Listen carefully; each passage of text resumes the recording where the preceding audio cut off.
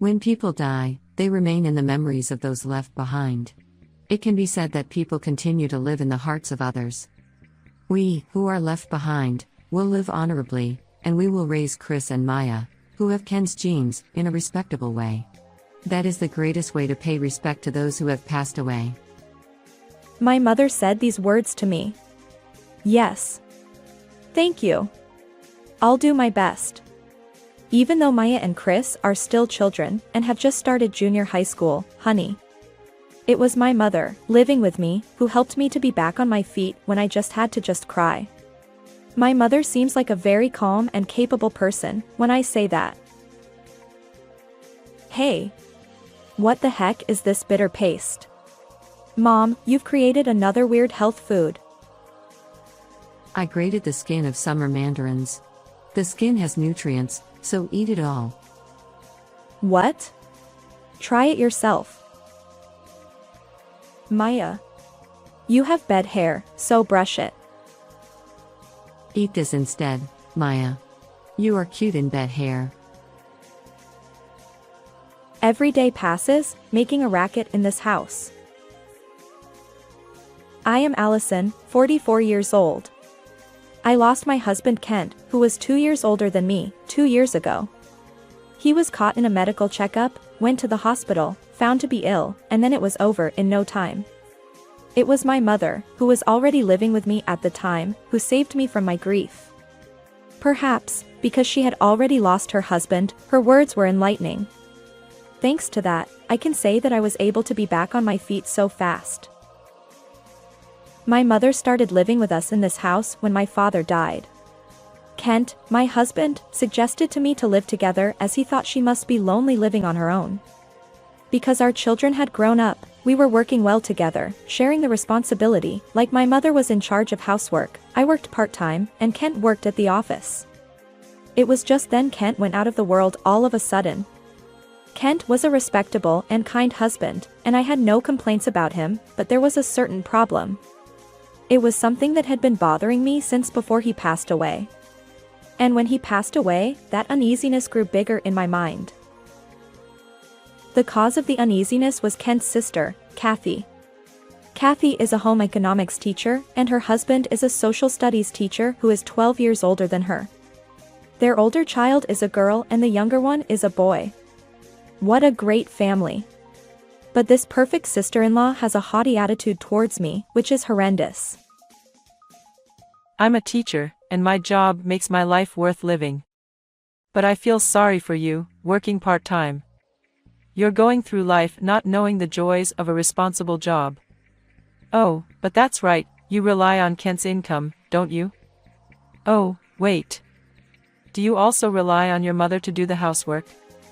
I'm a woman who juggles both work and home, and I have no idea how you feel about not paying attention to both of them. Hey, make tea for me, it's what you always do at work, right? She looks down on me, which also drives me round the bend, but I could bear it because it was still made for me, but she even does that for someone else other than me. If my child says, my dream for the future is working at Sanrio because I like pom-pom pudding, then, for some reason, when I saw my sister-in-law's child following New Year's Day, she started to talk about herself, like, I want to work at Disney because I like Walt Disney, the creator of Disney is. Then my sister-in-law jumped in, saying, Disney is a bigger company than Sanrio, isn't it? My mother was quite good at sewing, so when she made a beautiful dress for my child for the graduation ceremony, my child's clothes will be Olivia Morris brand. I'm gonna wear outfits matching the brand with my child. Well, you can't afford it even for your child, can you? Handmade? It makes me laugh. Brand name products are perfectly made. Since her older and younger children were the same age as mine, we would come up with things like, who's not losing or winning every time. That's what my sister-in-law was doing, endlessly continuing to give us a haughty attitude. Now, today is the day that her haughty attitude became the worst ever. It was a line message that said, I think it's time for you to move and get out of this town. Then the next moment, I couldn't believe my eyes. She wrote, No matter how I look at it from a worldly point of view, it's not right. why is your mother even living with you in the house, which my brother left? I want you to move out of the house, so I'll try to come and talk to you. What? I showed the line message to my mother, trembling at the sudden warning of disaster that had come down on me. The line message continued. I'm on my lunch break, so it will be after I finish my overtime work at night. Is that okay?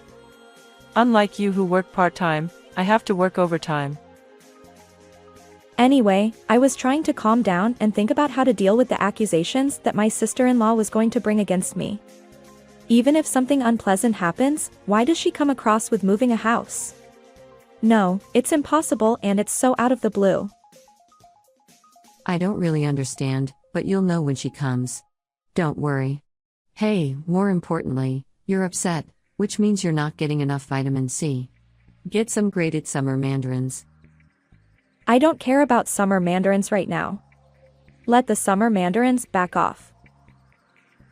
While struggling to remove the summer mandarins from my head, I had 4 hours to think before my sister-in-law arrived. Oh no. I can't come up with anything. All I can think of is that I don't want to move out.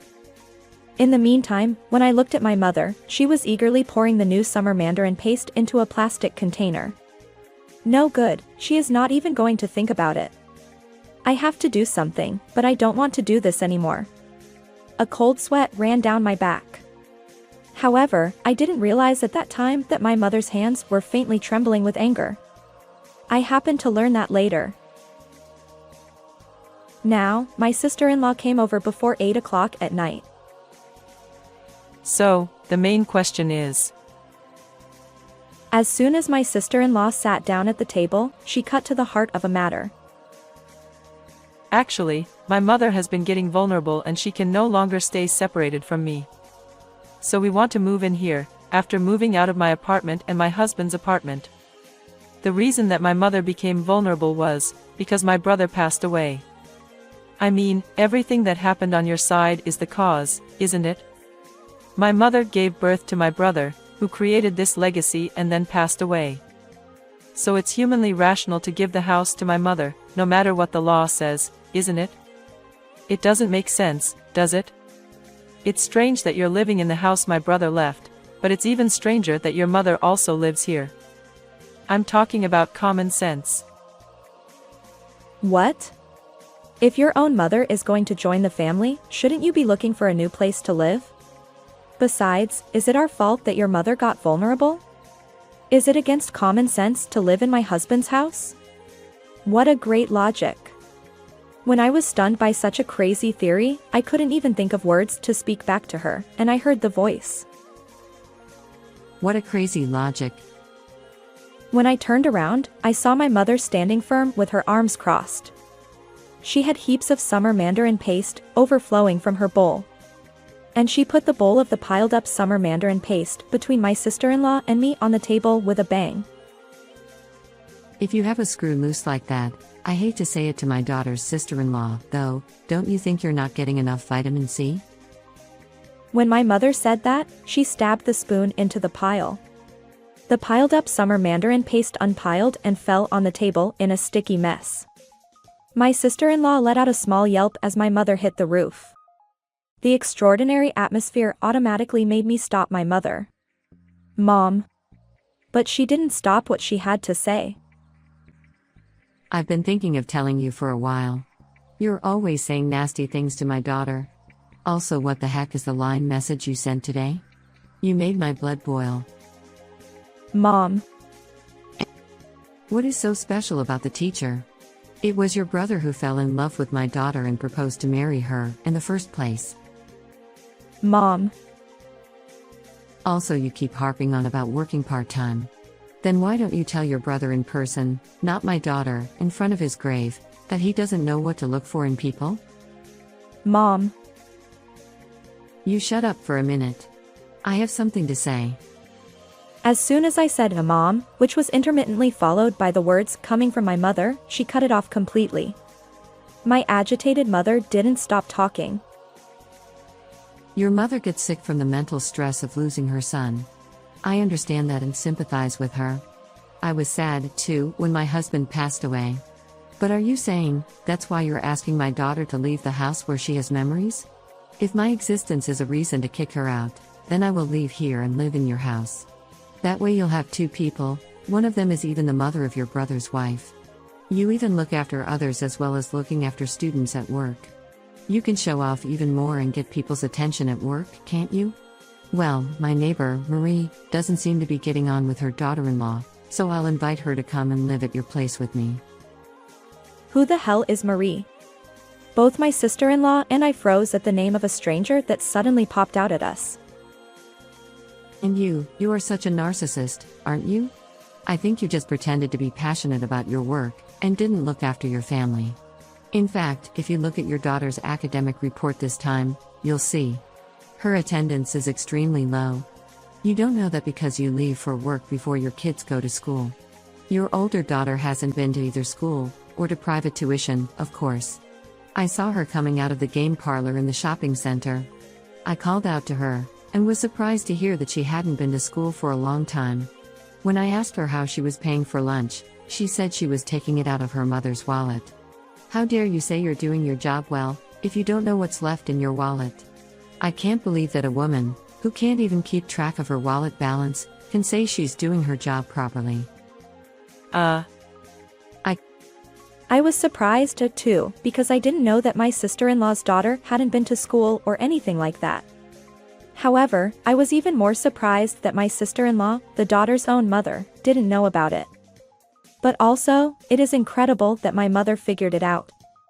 However, my sister-in-law must have been way more shocked than I was. She gasped with surprise.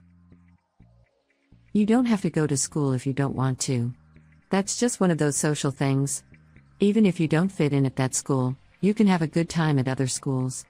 When I said this, she told me the reason little by little why she couldn't go to school. Do you have any ideas why she doesn't go to school? Have you ever listened to your child? My sister-in-law turned bright red. It's written all over her face. Why do I have to be told off by an old woman I look down on? Then, with that look on her face, she said exactly what I imagined she would say.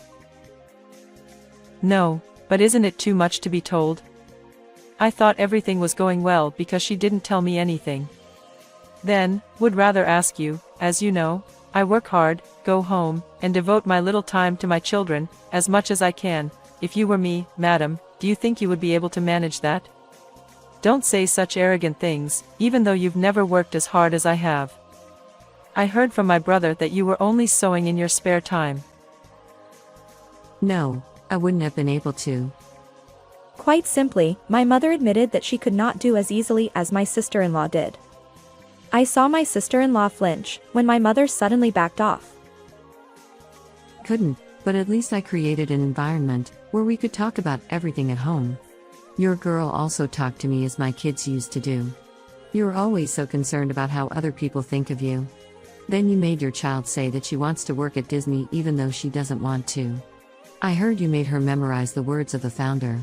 Your kid refuses to go to school, because she would happen to go to a lower school than Maya's, if this goes on. What did you say when she showed you her grade? You said to her, If you don't do better, you'll end up going to a school with a lower deviation score than hers.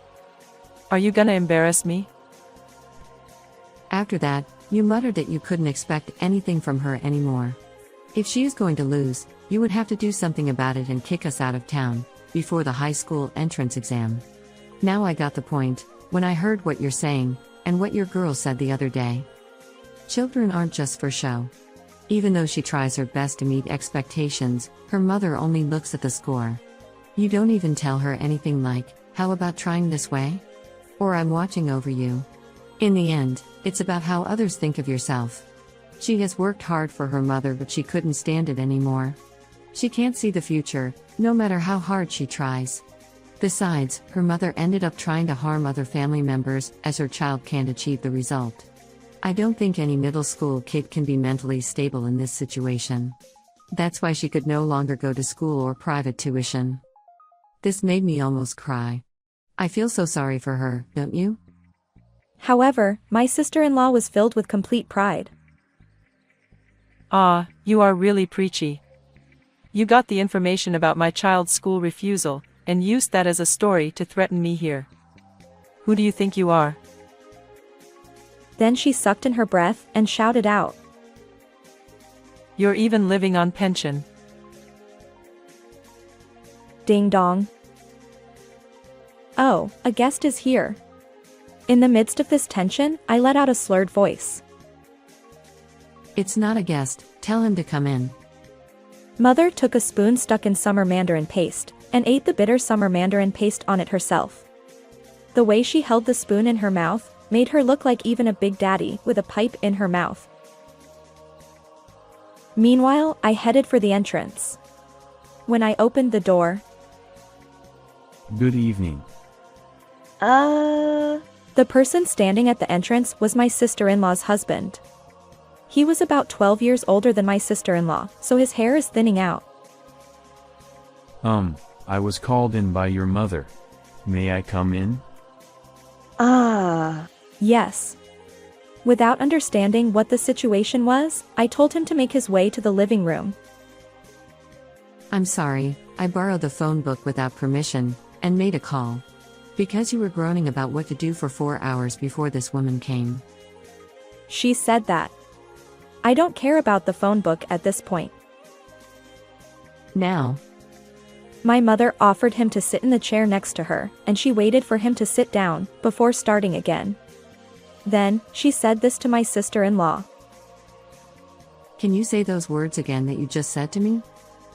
Ah, She was stumped for words. Shall I say it for you then? Will you listen to me? Your wife said to me, you were even living on pension. He opened his mouth wide. Of course he would. He was called in here out of the blue and was only told that phrase. There is no way that he would have understood what she meant. So, I had to explain it to him. It all started with the question of why my mother was living here in this house that her brother left. Then she yelled at us to leave, because it wasn't right for her that we were living here, and she wanted to live here with her mother to look after her. Also, she looked down on me, as I work part-time. Also, their child ended up refusing to go to school, as she just treated her own child as a means of showing off.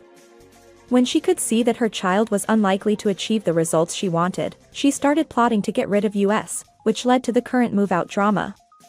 I just briefly told him what happened. He nodded and listened to me. After hearing all the circumstances, he said, Kathy, first of all, you said you wanted to move. I didn't think you were talking about this house. Why didn't you tell me about it? I don't understand that. Actually, I think it's crazy to kick them out of this house and live here.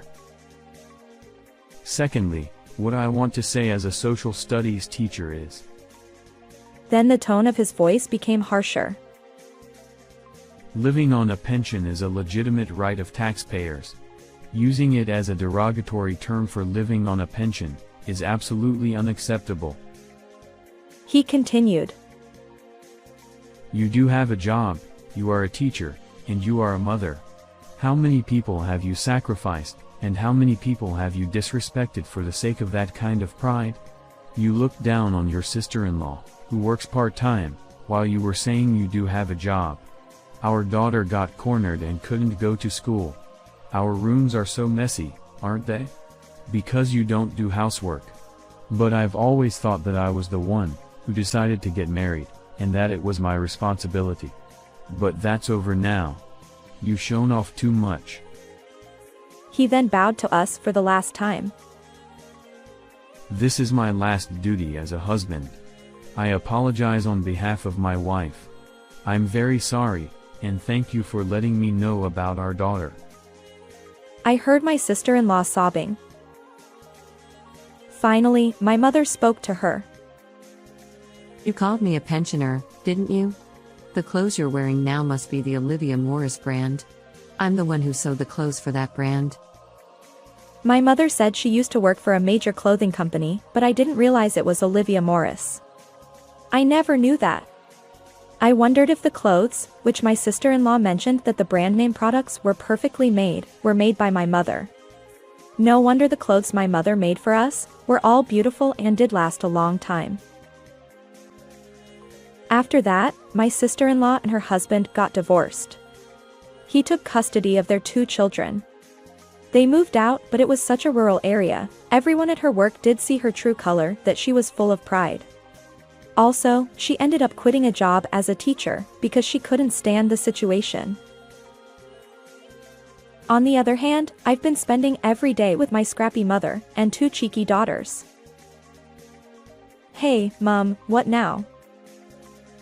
Bitter melon paste. No way. Thank you every day, Mom. Be our hero forever.